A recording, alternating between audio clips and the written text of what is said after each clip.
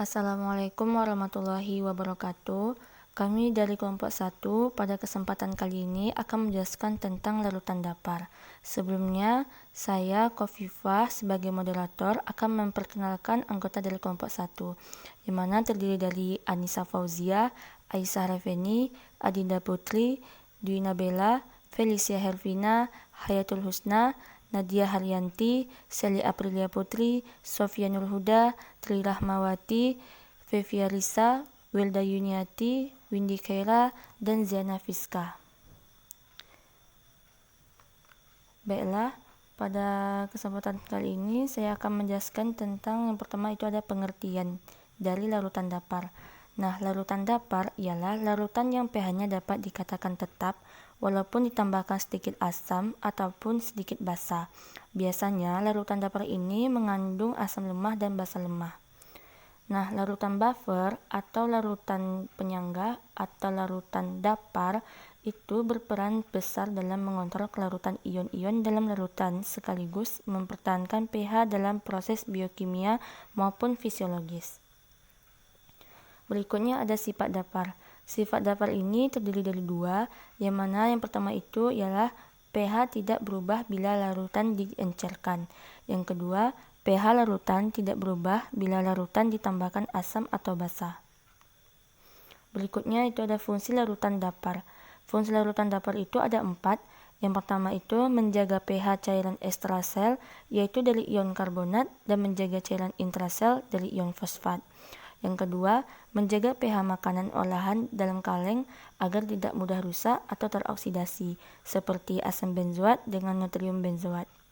Yang ketiga, pada obat-obatan, misalnya pada obat tetes mata. Nah, pada obat tetes mata ini, suasana pH-nya harus disesuaikan dengan kondisi pH manusia agar tidak menimbulkan bahaya. Yang terakhir itu ada menjaga pH pada plasma darah agar berada pada pH berkisar 7,35 sampai 7,45, yaitu dari ion HCO3- dengan ion Na+. Berikutnya ada klasifikasi dari larutan dapar. Klasifikasi larutan dapar ini terdiri dari dua, yaitu larutan penyangga bersifat asam dan larutan penyangga bersifat basa. Berikutnya akan dijelaskan oleh saudari Seli Aprilia Putri. Baiklah, di sini saya akan menyambung materi dari penyaji sebelumnya, yaitu di sini kita masuk tentang klasifikasi. Nah, klasifikasi dapar itu sendiri terbagi dua. Yang pertama bersifat basa dan yang kedua bersifat asam. Kita masuk yang pertama, yaitu bersifat basa. Nah, adapun pengertiannya sendiri itu merupakan larutan yang mempertahankan pH pada daerah basa, yaitu pH besar dari 7. Nah, untuk mendapatkan larutan ini, itu dapat dibuat dari basa lemah dan garamnya, yang mana garamnya berasal dari asam kuat. Adapun cara lain untuk mendapatkan larutan ini, yaitu dengan mencampurkan suatu basa lemah dengan suatu asam kuat, di mana basa lemahnya dicampurkan dalam jumlah yang berlebih. Contohnya yaitu campuran larutan amonia dan larutan amonium klorida, di mana NH3 di sini bersifat sebagai basa lemah dan NH14 bersifat sebagai asam konjugasinya. Selanjutnya kita masuk ke yang bersifat asam. Nah, pengertiannya sendiri yaitu merupakan larutan yang mempertahankan pH pada daerah asam, yaitu pH kecil dari 7. Nah, untuk mendapatkan larutan ini, itu dapat dibuat dari asam lemah dan garamnya yang merupakan basa konjugasi dari asamnya. Nah, cara lain untuk mendapatkan larutan ini, yaitu dengan cara mencampurkan suatu asam lemah dengan suatu basa kuat, di mana asam lemahnya dicampurkan dalam jumlah yang berlebih. Contohnya yaitu campuran asam etanoat dan natrium etanoat dalam larutan, yang mana CH3COOH itu bersifat sebagai asam lemah dan CH3COO- itu bersifat sebagai basa konjugasinya. Selanjutnya kita masuk ke sistem dapar. Nah, sistem dapar ini sendiri merupakan sistem yang berguna untuk meminimalkan perubahan pH yang terjadi saat asam ataupun basa ditambahkan atau dikeluarkan dari larutan tersebut. Yang mana sistem dapar ini itu terbagi atas 4. Yang pertama ada dapar bikarbonat, yang kedua ada dapar protein, yang ketiga ada dapar hemoglobin, dan yang terakhir ada dapar fosfat. Nah, kita masuk yang pertama yaitu dapar bikarbonat. Dapar bikarbonat ini merupakan sistem dapar di cairan ekstrasel, terutama untuk perubahan disebabkan oleh non-bikarbonat. Dapar jenis ini itu merupakan sistem dapar yang sangat penting di dalam plasma darah, yang mana seperti yang kita ketahui plasma darah itu merupakan bagian dari cairan ekstrasel. Dapar jenis ini penting karena bertanggung jawab dalam mempertahankan pH darah itu sendiri, dan sistem ini akan efektif bekerja pada pH di dekat 7,4 dan akan mulai bekerja jika pH darah itu sendiri berubah menjadi basa ataupun lebih asam. Nah, selanjutnya kita masuk ke dapar protein. Dapar protein itu merupakan sistem dapar ekstrasel dan intrasel. Jadi, dapar jenis ini merupakan dapar yang paling banyak terdapat di cairan tubuh karena dia terdapat di ekstrasel dan juga di cairan intrasel. Nah, dapar jenis ini itu merupakan penyangga yang baik karena merupakan dapar yang mengandung gugus asam ataupun basa yang dapat menyerahkan dan menyerap H+. Nah, secara kuantitatif, sistem protein ini sangat penting dalam menjaga perubahan konsentrasi H+ di dalam cairan intrasel karena besarnya jumlah protein di intrasel. Nah, namun di cairan ekstrasel, dapar ini hanya bersifat untuk memperkuat dapar bikarbonat dalam pendaparannya karena jumlahnya yang terbatas. Selanjutnya kita masuk ke dapar hemoglobin. Nah, dapar hemoglobin itu sendiri merupakan sistem dapar di dalam eritrosit untuk perubahan asam karbonat, yang mana dapar hemoglobin ini bekerja dengan menyangga H+ yang dihasilkan oleh CO2 yang masuk ke tubuh. Yang mana seperti yang kita ketahui, H+ itu merupakan bersifat asam yang dapat mempengaruhi tingkat keasaman darah.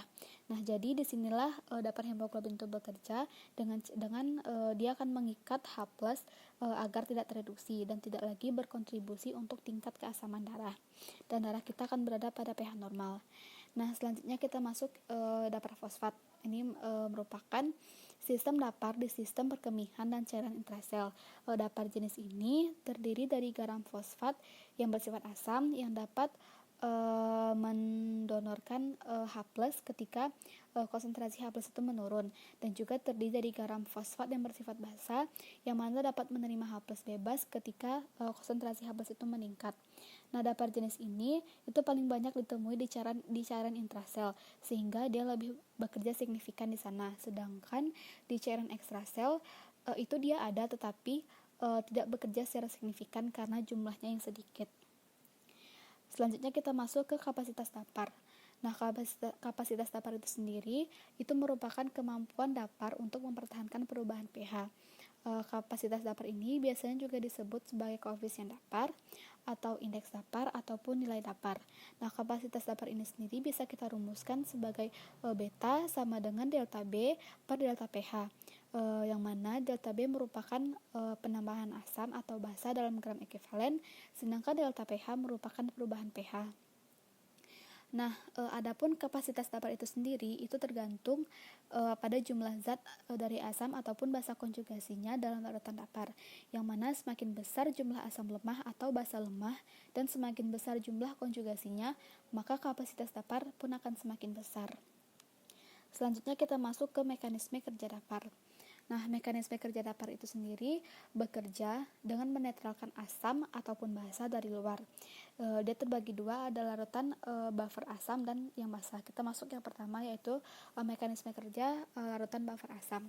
Di sini kita ambil contoh yaitu CH3COOH ditambah H2O menghasilkan CH3COO- ditambah H3O+. Nah, untuk penjelasannya, saat sejumlah larutan asam ditambahkan dari luar, maka komponen CH3COO- itu akan bekerja untuk menetralkan ion H+ larutan asam. Nah, akibatnya kesetimbangan akan bergeser ke arah kiri dan jumlah ion CH3COO- akan berkurang, dan begitu juga sebaliknya. Jumlah molekul CH3COOH akan meningkat. Reaksinya dapat kita tulis CH3COO- ditambah H+ menghasilkan CH3COOH. Nah, namun jika larutan basa yang ditambahkan dari luar, maka komponen CH3COOH itu akan bekerja untuk menetralkan ion OH- larutan basa. Nah, akibatnya kesetimbangan asam lemah akan bergeser ke arah kanan dan jumlah molekul CH3COOH pun akan berkurang. Dan begitu juga sebaliknya, yaitu jumlah ion CH3COO- akan meningkat. Untuk reaksinya dapat kita tuliskan CH3COOH ditambah OH- akan menghasilkan CH3COO- ditambah H2O. Selanjutnya kita masuk ke larutan buffer basa. Di sini kita ambil contoh NH3 ditambah H2O menghasilkan NH4+ ditambah OH-. Nah, penjelasannya, Saat sejumlah larutan asam ditambahkan dari luar, maka komponen NH3 bekerja untuk menetralkan ion H+ larutan asam. Nah, akibatnya kesetimbangan akan bergeser ke arah kanan dan jumlah molekul NH3 akan berkurang, dan sebaliknya jumlah ion NH+ akan meningkat. Untuk reaksinya dapat kita tuliskan NH3 ditambah H+ akan menghasilkan NH4+.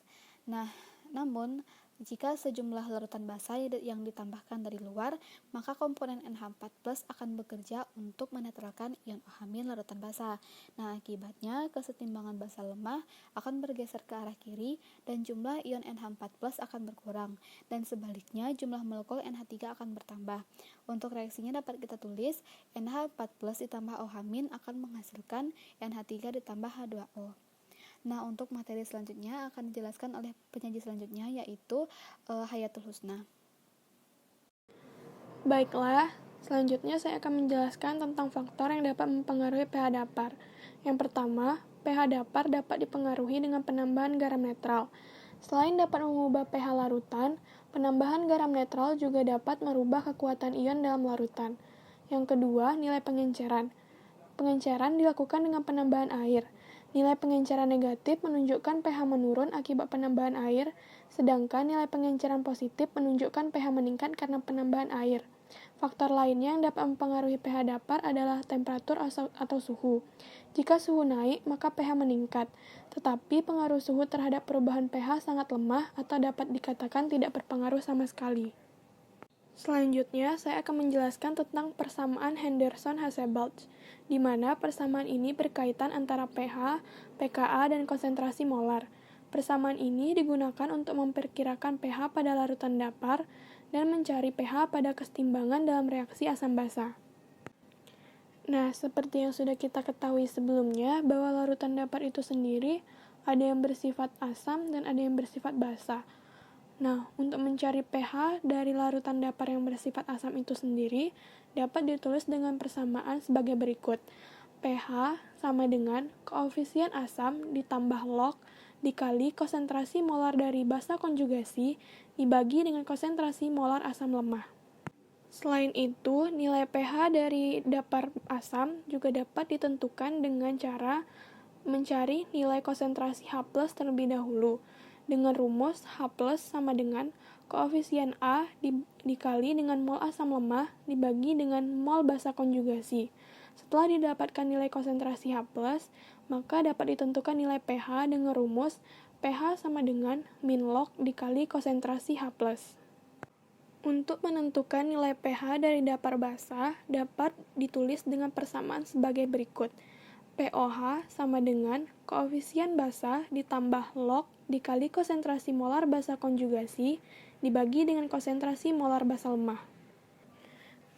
pH dari dapar basa juga dapat ditentukan dengan mencari nilai dari konsentrasi OH- terlebih dahulu dengan menggunakan rumus OH- sama dengan koefisien basa dikali dengan mol basa lemah dibagi dengan mol asam konjugasi.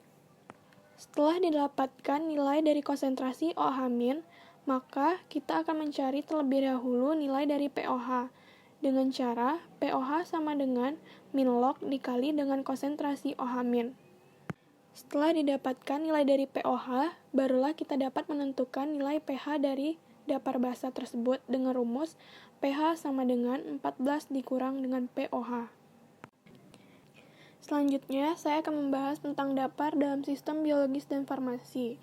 Nah, dalam sistem biologis, contohnya darah sebagai larutan penyangga. Nah, larutan penyangga di dalam darah ini sendiri memiliki fungsi untuk mempertahankan pH darah dari makanan atau minuman yang mengandung asam atau basa. Nah, dapar ini sendiri di dalam darah terdapat pada plasma maupun eritrosit. Terdapat beberapa faktor yang dapat mengendalikan pH dalam darah. Antara lain adalah penyangga karbonat, penyangga hemoglobin, dan penyangga fosfat. Contoh lainnya adalah air ludah sebagai larutan penyangga. Air ludah mengandung larutan penyangga fosfat yang dapat menyangga gigi dari kerusakan akibat adanya zat asam yang terbentuk dari fermentasi sisa-sisa makanan pada sela-sela gigi. Nah, air ludah ini sendiri dapat mempertahankan pH mulut sekitar 6,8. Selanjutnya, dapar dalam sistem farmasi. Nah, larutan dapar dalam sistem farmasi ini sendiri digunakan untuk mempertahankan atau menjaga kestabilan bahan obat agar zat aktif di dalam obat tersebut tetap stabil dan khasiatnya tidak berkurang. Contoh penggunaan larutan dapar dalam sediaan farmasi ada pada obat tetes mata, karena pH dari obat tetes mata ini harus disesuaikan dengan pH dari cairan tubuh.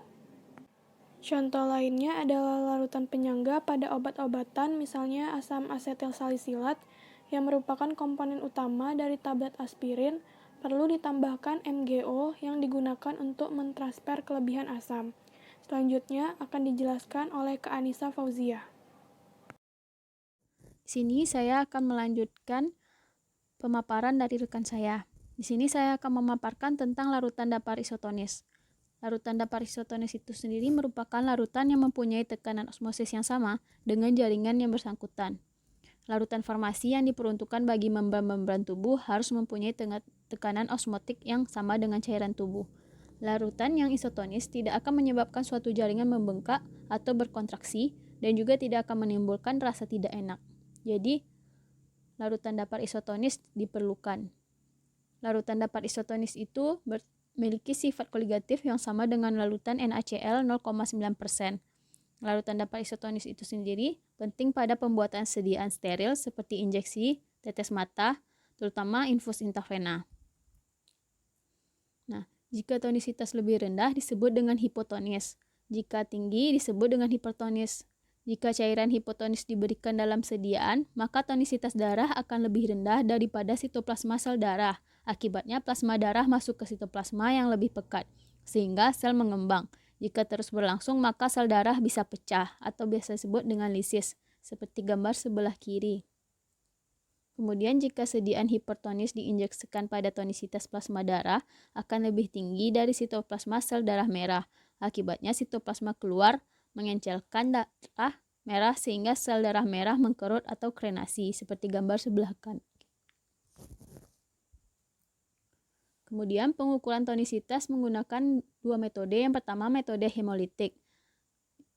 Metode hemolitik ini pengaruh berbagai macam obat diberikan berdasarkan efek yang ditimbulkan ketika disuspensikan dengan darah.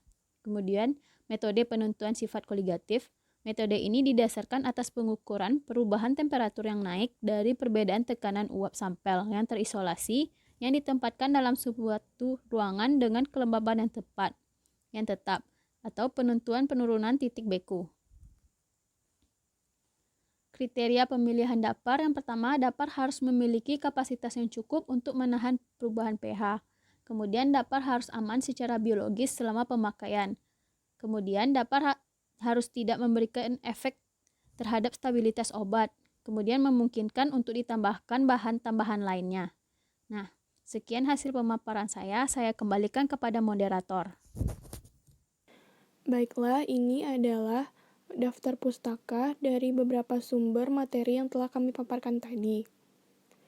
Sekian hasil presentasi dari kelompok 1. Apabila ada pertanyaan, silakan tinggalkan di kolom komentar di bawah ini. Terima kasih. Wassalamualaikum warahmatullahi wabarakatuh.